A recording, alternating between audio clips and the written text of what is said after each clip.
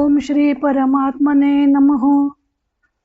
श्रीमद् भगवद्गीताभ्यासः द्वितीयोऽध्यायः सांख्ययोग। भगवान श्रीकृष्णांचे उत्तर भाग 5 स्वधर्म विचार भाग 1 श्लोक आहेत 31 ते 34। श्लोक 31। स्वधर्मम् अपि चावेक्ष न विकम्पितुमर्हसि धर्म्याद्ययुद्धात् श्रेयो न क्षत्रियस्य न विद्यते। पदच्छेद स्वधर्मम् अपि च अवेक्ष न विकम्पितुम अर्हसि धर्म्यात हि युद्धात श्रेयः अन्यत् क्षत्रियस्य न विद्यते। इथं महत्वाचे संधी आहेत चावेक्ष, च अधिक अवेक्ष, दीर्घ संधी आहे, सवर्णांचा दीर्घ संधी। बाकीचे पूर्वार्धामधले आहेत ते म या व्यंजनात स्वर मिसळून झालेले संधी आहेत। पुढे उत्तरार्धात आहे धर्म्यात हि, धर्म्यात हि आणि युद्धात श्रेयोन्नत क्षत्रियस्य, युद्धात श्रेयः अन्यत् क्षत्रियस्य असे याच्यामध्ये आलेले संधी आहेत। शब्दार्थ आणि व्याकरण बघूया। स्वधर्मम, स्वधर्म पुल्लिंगी द्वितीया एकवचन, स्वस्य धर्मः स्वधर्मः षष्ठी तत्पुरुष। अपि अव्यये सुद्धा, च अव्यये, अवेक्ष्य अवाधिक ईक्ष पहिला गणात्मनेपद पाहणे, पूर्वकालवाचक धातू साधित ल्यबंत अव्यय पाहून, न अव्यये नाही, विकंपितुम वि अधिक कंप पहिला गणात्मनेपद माघार घेणे, व्याकुळ होणे, घाबरणे असे या धातूचे अर्थ आहेत। हेत्वार्थक धातू साधित तुमंत अव्यय। अर्हसी, अर्ह पहिला गण परस्मैपद योग्य असणे, वर्तमान काळ द्वितीय पुरुष एक वचन योग्य आहेस।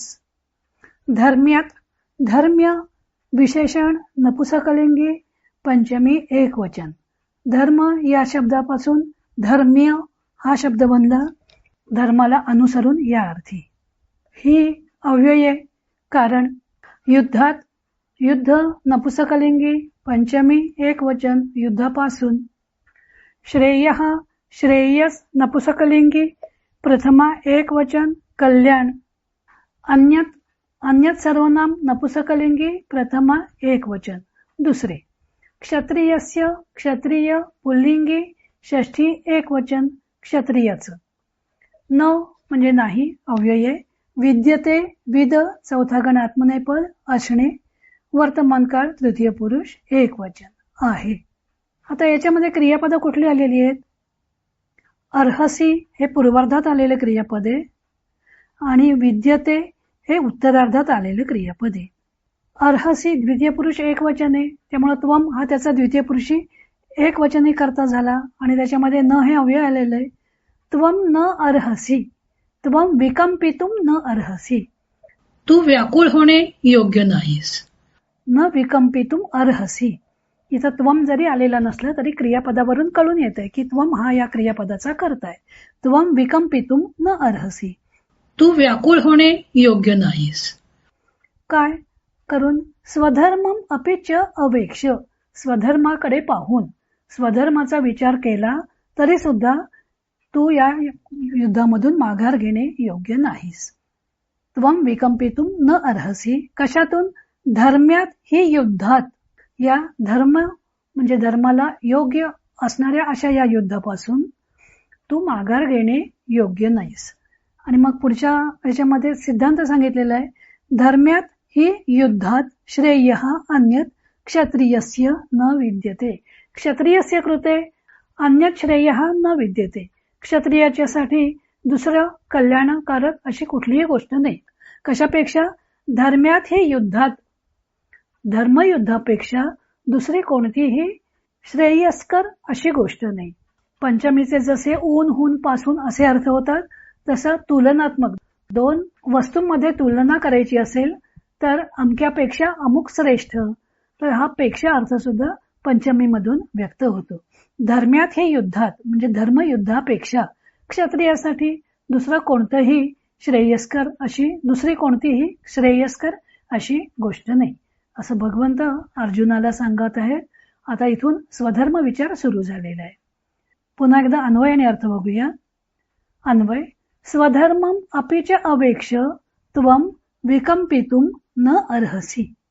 धर्म्यात ही युद्धात अन्यत श्रेय क्षत्रियस्य न विद्यते. अर्थ बघूया. स्वधर्माकडे पाहून सुद्धा तुला व्याकुळ होणे योग्य नाही किंवा युद्धापासून माघार घेणे योग्य नाही.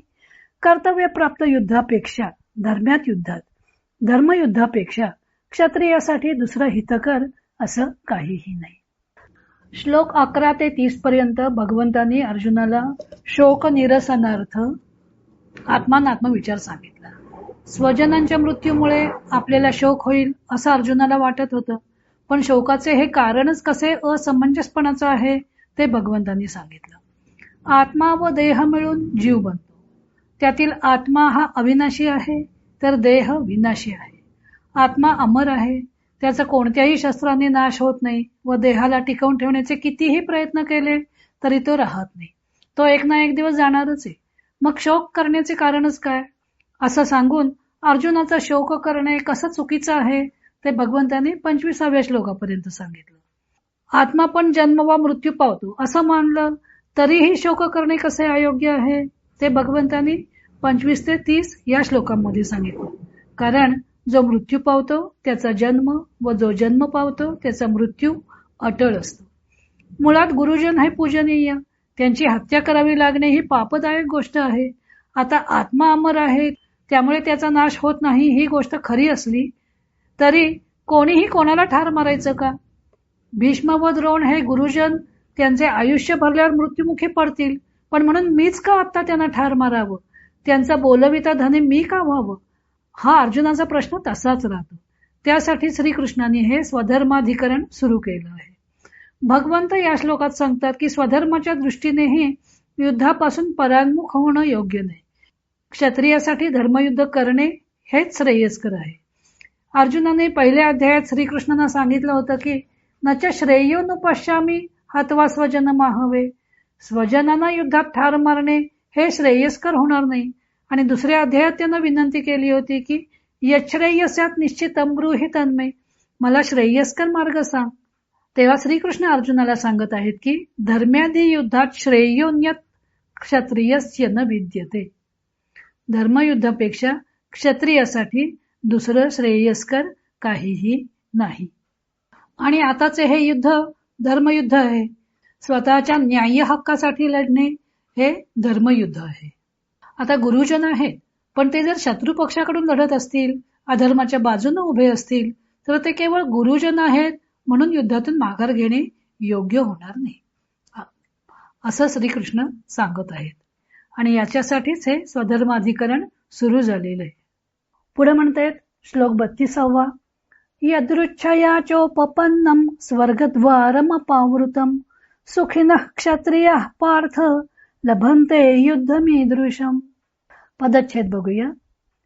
यदृच्छया च उपपन्नम स्वर्गद्वारम अपावृतम सुखिनः क्षत्रियाः पार्थ लभन्ते युद्धम ईदृशम. यात महत्वाचा संधी एकच आहे, चोपपन्नम च उपपन्नम. बाकी म या व्यंजनामध्ये पुढचा स्वर मिसळून झालेली संधी आहेत. शब्दार्थाने व्याकरण बघूया. यदृच्छया, यदृच्छा स्त्रीलिंगी, तृतीया एक वचन. यदृच्छा हा सामासिक शब्द आहे. या रुच्छा म्हणजे जी इच्छा, कर्मधारय समास. रुच्छा म्हणजे इच्छा, ती यदृच्छा. इथं परमात्म्याची इच्छा. यदृच्छया परमात्म्याच्या इच्छेने. च अव्यय आणि उपपन्नम उप अधिक पद, चौथा गण आत्मनेपद. मिळणे, शक्य असणे, योग्य असणे, शोभणे किंवा जवळ जाणे असे त्याचे अर्थ आहेत. कर्तरी भूतकाळवाचक धातू साधित विशेषण, नपुसकलिंगी, प्रथमा एक वचन. स्वर्गद्वारम, स्वर्गद्वार, प्रथमा एक वचन. नपुसकलिंगी शब्द आहे, प्रथमा एक वचन. सामासिक शब्द आहे स्वर्गस्य द्वारम, स्वर्गाचे दार, षष्ठी तत्पुरुष झाला समास. अपावृतम, अप अधिक आ अधिक वृ, पाचवा गण उभयपद. परत फिरणे, उघडणे असे त्याचे अर्थ आहेत. कर्तरी भूतकाळवाचक धातू साधित विशेषण, नपुसकलिंगी, प्रथमा एक वचन. उघडलेले. भूतकाळवाचक विशेषणांचा अर्थ मराठीमध्ये जे आपण क्रियापदाला लेले प्रत्यय लावून शब्द तयार करतो तशा प्रकारचा होतो. सुखिनः सुखिन इन्नंत पुल्लिंगी प्रथमा बहुवचन. सुखिन कुणाला म्हणायचं? सुखम अस्ति अस्य इति सुखिन. ज्याच्याकडे सुख आहे तो सुखिन. सुख हे नाम झालं. सुखिन हे त्याच्यापासून बनवलेलं आणि एक नामे हे झालं रूप तद्धित. क्षत्रियाः क्षत्रिय पुल्लिंगी प्रथमा बहुवचन. पार्थ पार्थ पुल्लिंगी संबोधन एक वचन हाक मारलेली आहे. लभंते लभ पहिला गण आत्मनेपद. वर्तमान काळ तृतीय पुरुष बहुवचन. युद्धम युद्ध नपुसकलिंगी प्रथमा एक वचन. ईदृशम ईदृशम अव्यये यासारखं. आता याच्यामध्ये क्रियापद कुठली आली आहेत? ते उपपन्नम आणि अपावृतम ही क्रियापदापासून जी बनलेली धातूपासून बनलेली जी कर्तरी भूतकाळवाचक धातू साधित विशेषण आहेत तीच क्रियापदासारखी वापरलेली आहेत पूर्वार्धामध्ये. आणि उत्तरार्धामध्ये लभंते हे क्रियापद आलेले आहे. हे पार्थ लभंते तो प्राप्त करून घेणारे कोण? कर्ता क्षत्रियाः. आणि क्षत्रियाचं विशेषण आहे सुखिनः. सुखी सुखिनः सुखिनः प्रथमा बहुवचन. क्षत्रियाः प्रथमा बहुवचन. सुखिनः क्षत्रियाः. सुखी क्षत्रिय इथं याचा अर्थ घ्यायचा आहे भाग्यशाली क्षत्रिय. भाग्यशाली क्षत्रियांना ईदृशम युद्धम लभंते. हे पार्थ सुखिनः क्षत्रियाः ईदृशम युद्धम लभंते. हे पार्थ भाग्यशाली क्षत्रियांना अशा प्रकारचं हे धर्मयुद्ध प्राप्त होतं, लढायला मिळतं. असं धर्मयुद्ध जे लढतात ते खरोखरच भाग्यशाली असतात. कारण का? यदृच्छयाच्या उपपन्नम स्वर्गद्वारम अपावृतम. हे यदृच्छेने म्हणजे परमात्म्याच्या इच्छेनेच अपावृतम स्वर्गद्वारम उघडलेलं हे स्वर्गाचं दार आहे. उपपन्नम हे पुढच्या युद्धम हा जो शब्द आलेला आहे त्याचं विशेषण वापरता येईल. उपपन्नम युद्धम हे प्राप्त झालेलं युद्ध. ईदृशम युद्धम यदृच्छया उपपन्नम ईदृशम युद्धम. हे पार्थ स्वर्गद्वारम अपावृतम. सुखिनः क्षत्रियाः ईदृशम युद्धम लभंते. यदृच्छेने प्राप्त झालेले हे अशा प्रकारचं धर्मयुद्ध हे जणू काही स्वर्गद्वारम अपावृतम उघडलेलं स्वर्गाचं द्वारच आहे. आणि त्यामुळं हे पार्था सुखिनः क्षत्रियाः युद्धम ईदृशम लभंते. अशा प्रकारचे भाग्यशाली लोकांनाच अशा प्रकारचं हे युद्ध प्राप्त होतं, मिळतं. युद्ध लढायला मिळतं. पुन्हा एकदा अन्वय आणि अर्थ बघूया. हे पार्थ ईदृशम युद्धम यदृच्छयाचे उपपन्नम अपावृतम स्वर्गद्वारम इव सुखिनः क्षत्रियाः ईदृशम युद्धम लभंते. हे अर्जुना, हे युद्ध म्हणजे दैवयोगाने प्राप्त झालेले स्वर्गाचे उघडलेले द्वारच आहे. भाग्यवान क्षत्रियांनाच असं युद्ध करण्याची संधी मिळते. या क्षत्रियांना भाग्यशाली का म्हटलेलं आहे? कारण हे युद्ध म्हणजे स्वर्गाचं उघडलेलं द्वार आहे. म्हणजे या युद्धामध्ये जर मृत्यू प्राप्त झाला तर तो योद्धा स्वर्ग प्राप्ती करून घेतो. भगवंत अर्जुनाला सांगत आहेत की हे युद्ध म्हणजे दैवयोगाने उघडलेले स्वर्गाचं दारच आहे. कारण ते धर्मयुद्ध होते. प्रशस्तोपादानात धर्म्यः प्रशस्तम यदुपादानम प्रकाशयुद्धेन अर्जुनम तेन विषयी कृतः लाभः धर्मादनपेतत्वात धर्म्यः. म्हणजे जी वस्तू न्यायाने आपली आहे तिच्या प्राप्तीसाठी उघडपणे युद्ध करणे धर्म्य आहे, असे कौटिल्य अर्थशास्त्रात सांगितलं आहे. पांडव सुद्धा न्यायाने आपले असलेले राज्य दुर्योधनाकडून परत मिळवण्याकरता युद्ध करत असल्यामुळं हे युद्ध धर्मयुद्ध होते. आणि धर्मयुद्ध करणे पापास कारणीभूत होत नाही. उलट धर्मयुद्ध सोडून निघून जाणे हेच पापाला कारणीभूत होईल. भगवंतांनी गीतेत या श्लोकात महत्वाचा मुद्दा सांगितला की क्षत्रियासाठी हे धर्मयुद्ध म्हणजे मोठी भाग्याची गोष्ट आहे. हे युद्ध म्हणजे दैवयोगाने उघडलेले स्वर्गाचे द्वारच आहे. कारण युद्धात रणांगणावर मृत्यू आला तर स्वर्ग प्राप्ती होते असं शास्त्रानं सांगितलेलं आहे. आणि असे क्षत्रिय हे भाग्यवंतच असतात. पुढचा 33वा श्लोक आहे. अथ चैत्वमिमं धर्म्यं संग्रामं न करिष्यसि ततः स्वधर्मं कीर्तिं च हित्वा पापमवाप्स्यसि. पदच्छेद बघूया. अथ चेत त्वम इमं धर्म्यं संग्रामं न करिष्यसि तत स्वधर्मं कीर्तिं च हित्वा पापम अवाप्स्यसि. इथं संधी कुठले आहेत? चेत्त्वमिमं, चेत्त्वमिमं, चेत त्वम इमं. बाकी व्यंजनामध्ये पुढचा स्वर मिसळून झालेली संधी आहेत. शब्दार्थ आणि व्याकरण बघूया. अथ अव्यये, आता, नंतर, जर, तर, उलट पक्षी असे त्याचे अर्थ आहेत. चेत अव्यये जर, त्वम युष्मत सर्वनाम प्रथमा एकवचन, तू इमम इदम सर्वनाम पुल्लिंगी द्वितीया एकवचन, हे धर्म्यम धर्म्य विशेषणे इथं पुल्लिंगी द्वितीया एकवचन. धर्म शब्दापासून बनलेलं तद्धित आहे ते आपण मागच्या श्लोकात बघितलं होतं. 31व्या श्लोकात धर्म्यात युद्धात असं युद्धाकरता आलेलं हे विशेषण होतं. युद्ध नपुसकलिंगी म्हणून धर्म्यात हा शब्द नपुसकलिंगी पंचमी एकवचन वाटला. आता हे विशेषण धर्म्यम संग्रामम या करता आलेलं आहे. म्हणजे संग्राम या नामाकरता आलेलं हे विशेषण आहे. संग्राम पुल्लिंगी नामे म्हणून त्याचं विशेषण सुद्धा पुल्लिंगी आहे. संग्रामम संग्राम पुल्लिंगी द्वितीया एकवचन. न अव्यये नाही. करिष्यसी कृ आठवागण उभयपद द्वितीय भविष्यकाळ द्वितीय पुरुष एकवचन. करशील ततः त्यामुळे तेथून त्यातून नंतर तेथे म्हणून असे या अव्ययाचे अर्थ आहेत. स्वधर्मम स्वधर्म पुल्लिंगी द्वितीया एकवचन. स्वस्य धर्मः स्वधर्मः षष्ठी तत्पुरुष. कीर्तिम कीर्ती स्त्रीलिंगी द्वितीया एकवचन. च अव्यये आणि हित्वा ही पाचवागण परस्मैपद ढकलणे टाकणे असे त्याचे अर्थ आहेत. पूर्वकालवाचक धातू साधित त्वांत अव्यय. पापम पाप नपुसकलिंगी द्वितीया एकवचन. अवाप्स्यसि अवाधिक आप पाचवागण परस्मैपद द्वितीय भविष्यकाळ द्वितीय पुरुष एकवचन.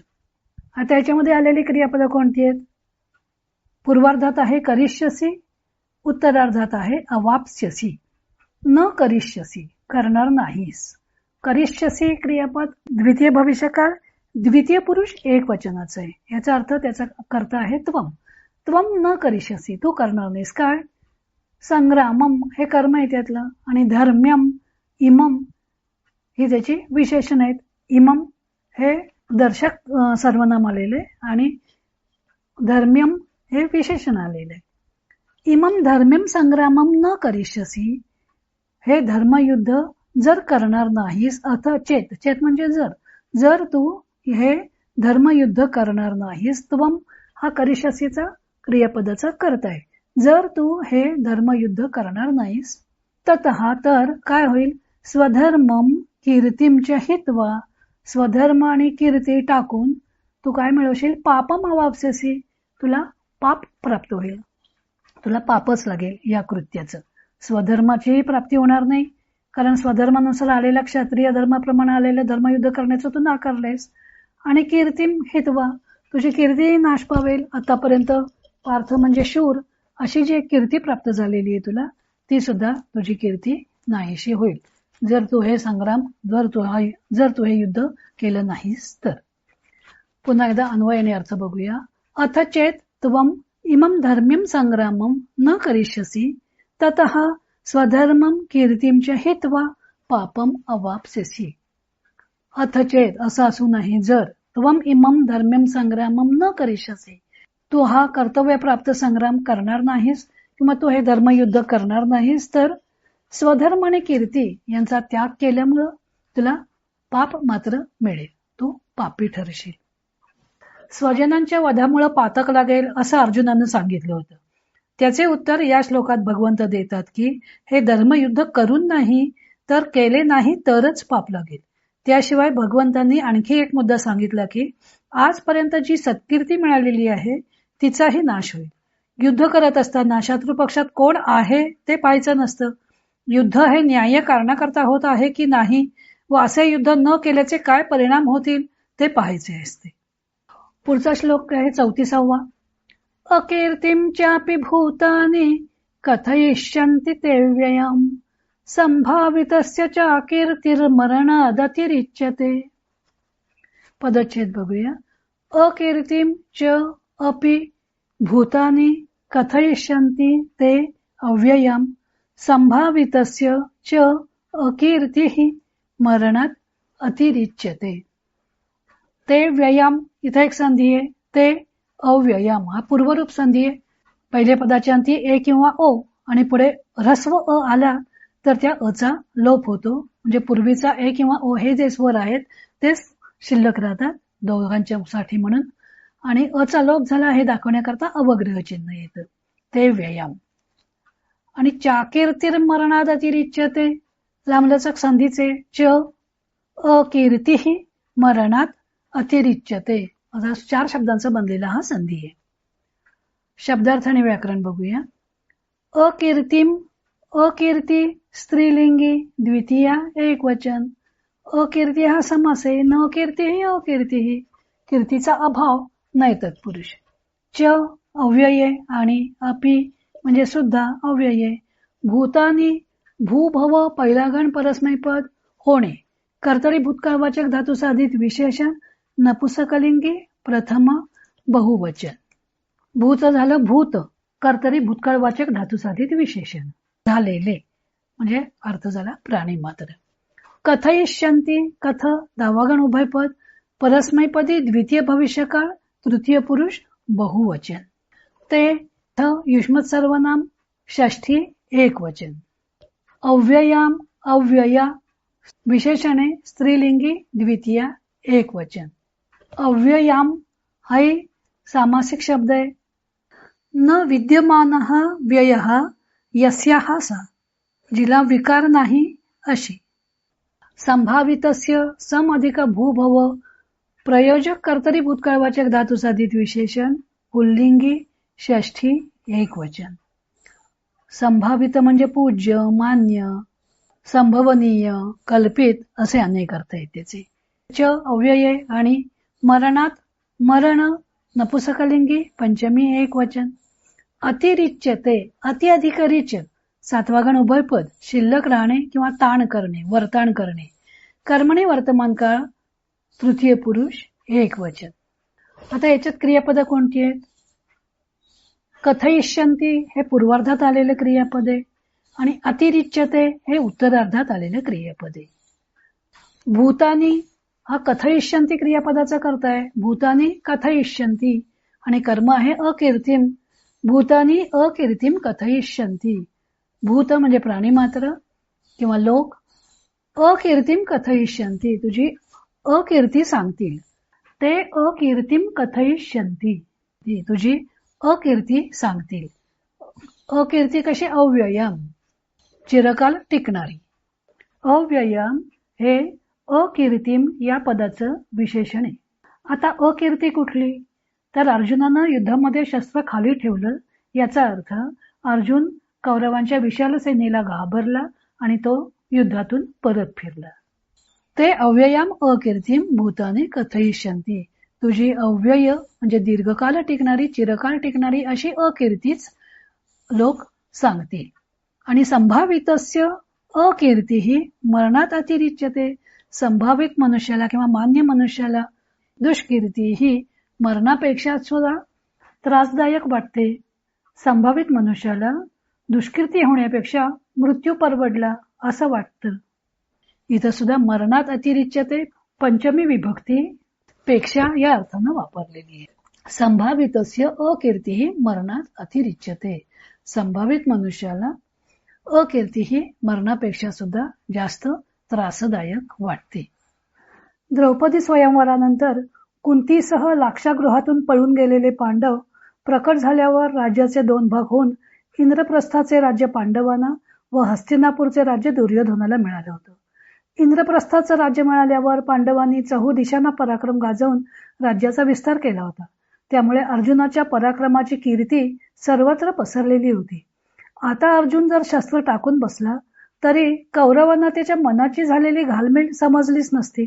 त्यांना वाटले असते की आपली विशाल सेना पाहून अर्जुनाने घाबरूनच शस्त्र खाली ठेवलं आहे आणि नंतर इतिहासात अर्जुन कौरवांना घाबरला किंवा रणांगणातून पळून गेला अशीच अपकीर्ती नोंदली गेली असती. अशा अपकीर्तीपेक्षा मृत्यू परवडला अशीच संभावित मनुष्याच्या मनाची धारणा असते. म्हणून श्रीकृष्ण अर्जुनाला सांगत आहेत की प्रत्येक मनुष्य आपले नाव टिकून राहावे म्हणून जपत असतो. परंतु अर्जुनाची आतापर्यंतची कीर्ती सुद्धा आता युद्धात शस्त्र खाली टाकण्याने रसातळाला जाईल आणि अपकीर्ती होणे ही गोष्ट मृत्यूपेक्षाही भयानक आहे. आता स्वधर्म विचारातले पुढचे श्लोक आपण पुढच्या भागात पाहूया. हरि ओम तत्सत.